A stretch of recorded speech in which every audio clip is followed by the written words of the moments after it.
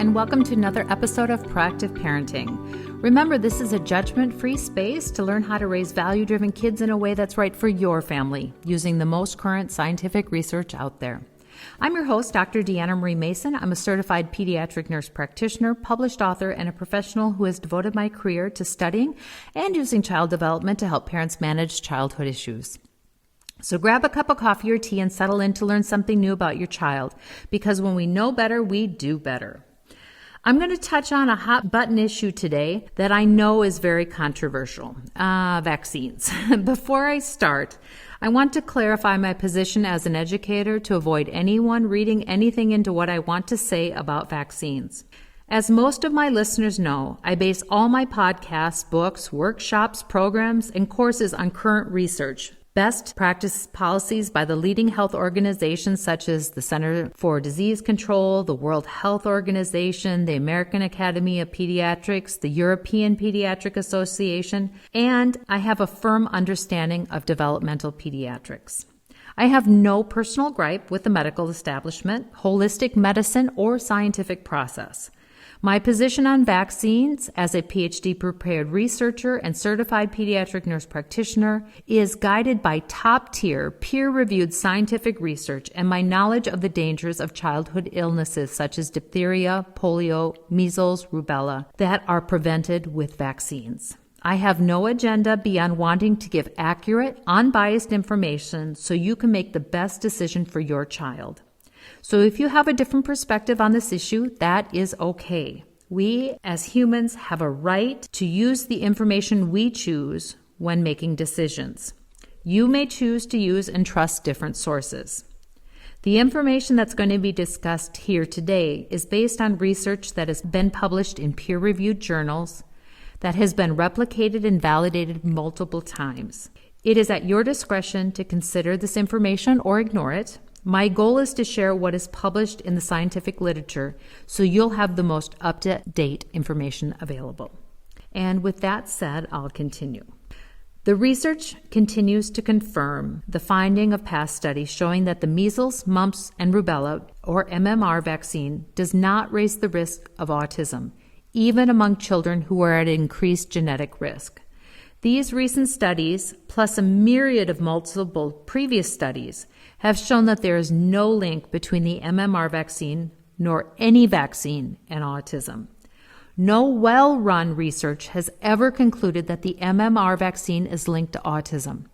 It's important to remember that the small 1998 study that linked the MMR vaccine with autism was found to be fraudulent and was retracted from the literature because the results were found to be falsified, and the doctor who published that study was also stripped of his medical license. You can view the literature related to these actions with the references at the end of the transcript of this podcast.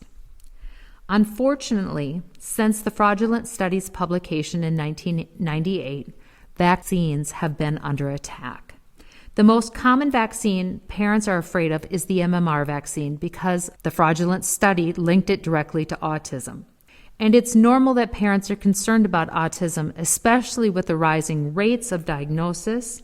And while it's understandable that parents want a reason for their child developing autism, the literature just does not support the connection.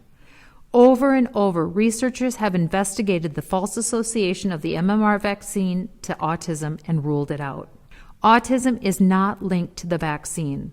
More importantly, and helpfully, researchers are continuing to investigate other associations to discover the real cause of autism so that treatment and prevention can be initiated. What we currently know is researchers believe the rising rate of autism is related to what they call the triple hit, which includes a genetic predisposition and an environmental trigger that occur during a certain period of time in brain development. That said, the MMR vaccine, or any other vaccine, has never been identified as one of the environmental triggers. Researchers are looking at prenatal brain development as being the critical period of brain development, which is well before vaccines are introduced into a baby's body. Much more research needs to be done to find out what is causing the exponential increase in autism diagnosis. Answers will only be found by using appropriate scientific methods, following information as it arises, and discarding insignificant data. Correlation and causation are two very different things. In order to address the cause of autism, researchers have to follow the data and go through the painfully slow investigation process. And while it's hard to wait, we need to avoid the desire to spread fear by blaming common items or activities just to provide an answer. I completely understand and have empathy for parents with children affected by this disorder who want an answer. That only makes sense. We know that when we have an answer for why some children are autistic, that prevention and treatment methods become more precise and effective. However, erroneously blaming life-saving vaccines only lead us away from finding real answers and puts children's lives at risk from other diseases that are still dangerous and deadly, such as measles, pertussis, and diphtheria.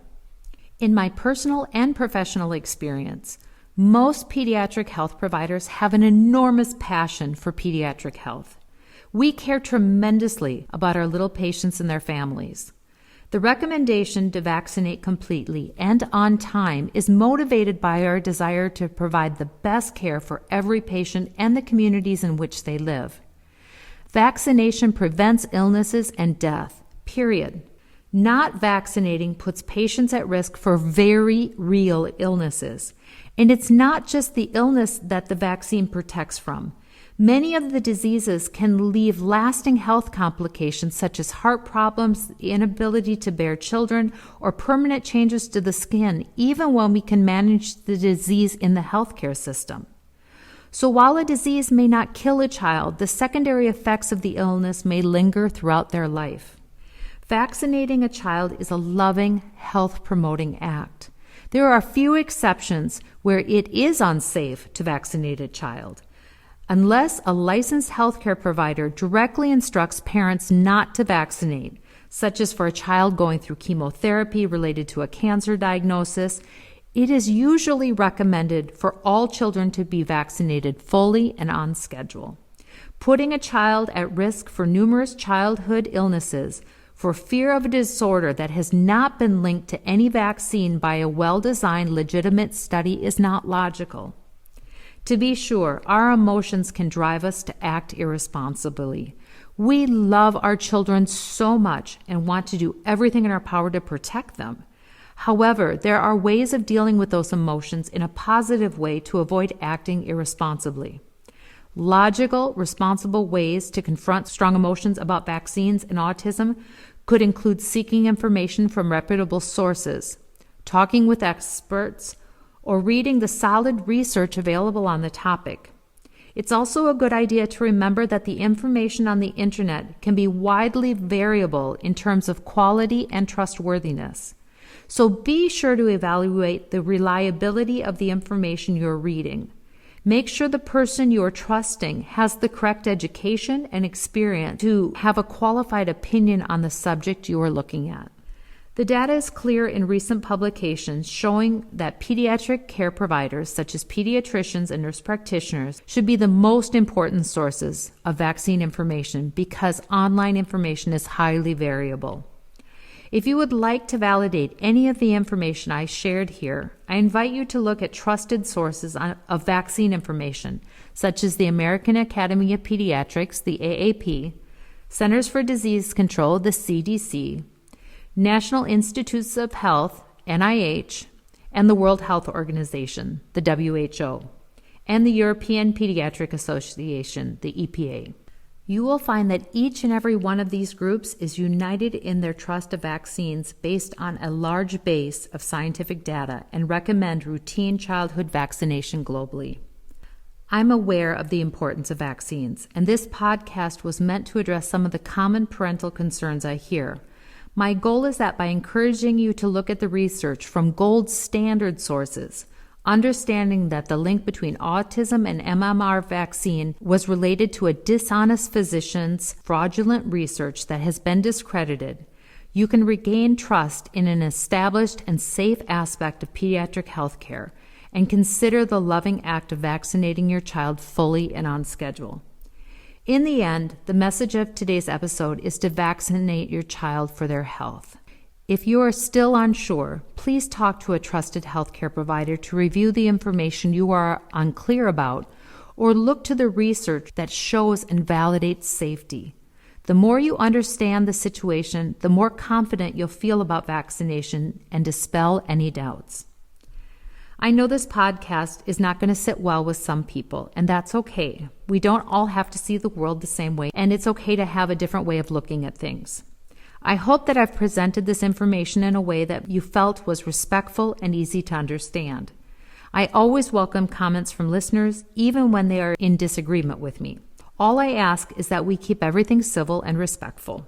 Dialogue and discussion are positive things. So reach out if you feel inclined to do so at deanna@proactiveparenting.com. I'll wrap things up here and hope this gives you some new information to consider on the topic of vaccines. If you're interested in finding out more about who I am and what I do, please take a look at my webpage, proactiveparenting.com. You can also find me on Facebook and Instagram to connect with other parents like you. Find me by searching for my name, Deanna Marie Mason. And finally, if you'd like to purchase any of my books about how to understand your teen, online courses such as Newborn Care, Breastfeeding Boot Camp, or find links to my audio courses on eating, sleeping, playing, autonomy, or toilet training, you'll find all those resources and more on my webpage. Again, that's proactiveparenting.com. Thanks so much for listening. I hope you found this episode useful. If you did, please leave a comment and tell a friend so they can become a proactive parent too. Well, that's all for me for right now. This is Dr. Deanna Marie Mason signing off. I look forward to connecting with you again soon, but until then, take care and be well. Bye.